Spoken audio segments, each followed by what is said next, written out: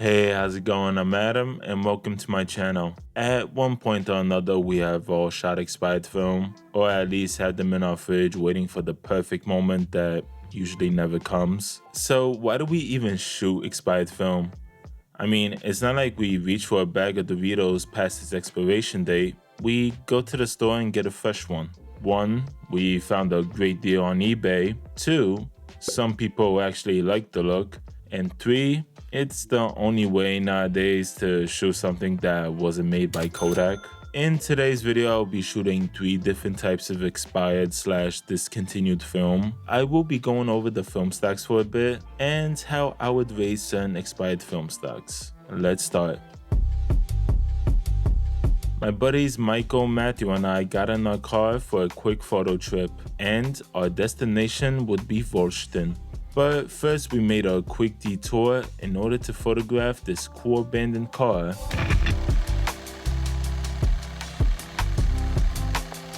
I will be loading Portra 160 VC that expired 20 years ago in the Pentax 6.7, and I'll be rating it at ISO 80. This film stock gives you vivid and enhanced colors, and it's meant for controlled lighting situation, which obviously being outside during high midday lighting is one of them. I'm really strong, just holding this with one hand, by the way. Okay, got it. I could smell the film stock.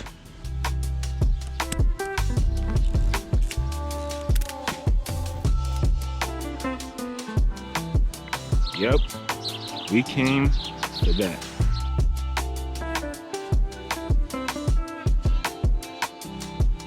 I took 4 photos from this spot, and honestly, I don't know what to feel about them. I am not sure if they're good or simply mediocre. They will probably end up in the hard drive and be forgotten, like most of my work. Fun fact, this car was next to a motorcycle clubhouse. Luckily, no one was home, so we trespassed in order to get a better view of the car. Don't be idiots like us and don't do what we do.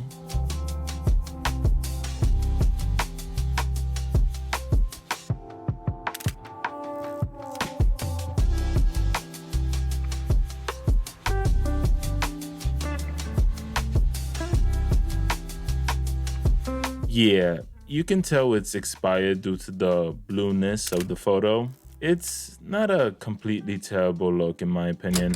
Now with color negative film, it's a safe bet to do the 1 decade 1 stop rule. For example, an ISO 400 film that expired 10 years ago, I would have shot it as if it were a 200 ISO film. But Portra 160 is a relatively low ISO film, and apparently low ISO film lasts longer than Verstappen did in the Austrian Grand Prix 2025. So yeah, anything below 200 ISO, I do a half a stop for each decade. Not sure if it's correct, but it works for me. With the detour done, and Moonbeam Ice Cream playing on the radio, whatever that means, we finally headed towards our destination. And we found this guy. So, now if you watched my video from about a year ago, you might remember this place. The photo sucked in that one, so here's hoping the second time will be the charm.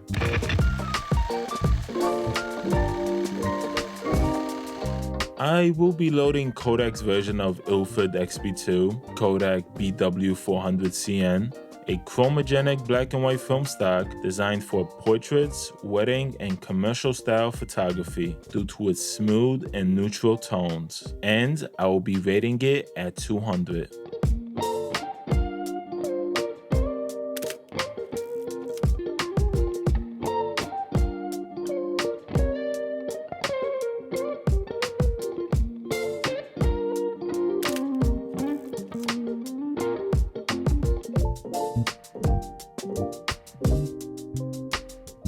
Yeah, shooting black and white just feels like home. Okay, this is a possible portfolio shot. I really hope this works out. Not even a possible. Definitely. Definitely. Holy shit.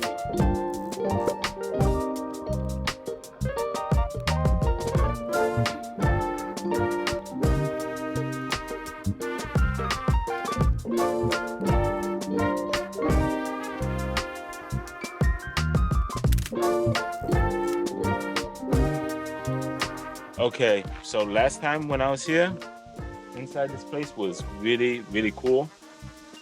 But yeah, some things have changed. There's a lot more damage. More places have been broken into. But yeah, it's definitely changed. I switched from the 105 to the wide angle. Don't hate me, it's a tight space. So yeah, it showed me f4 1/30th of a second. If this shot won't be blurry, I will be a very happy man. Well, it's not blurry, but I'm not sure about the very happy part. It's okay.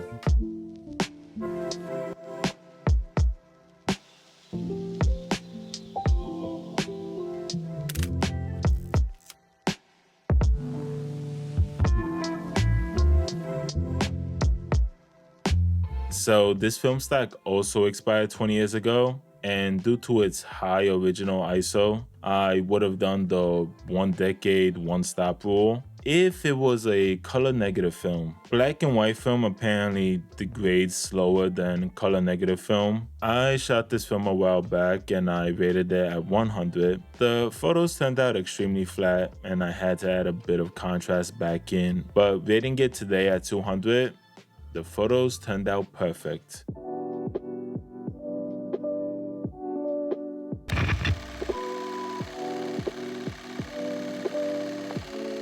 That's right, I bet you didn't know that Superia X-TRA used to be available in 120. Well, at least up until 2013. Maybe 2012 was really the end. This film stock was a great all-arounder. I definitely preferred this stuff over Kodak Gold, etc.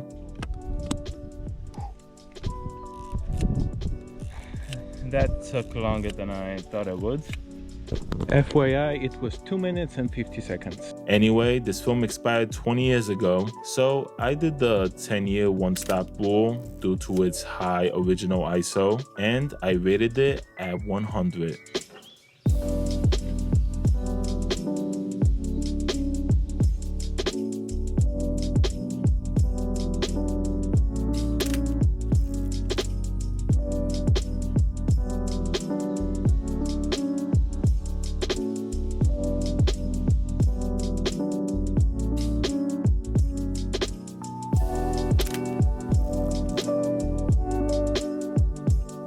Fuji Greens, there's no one like you.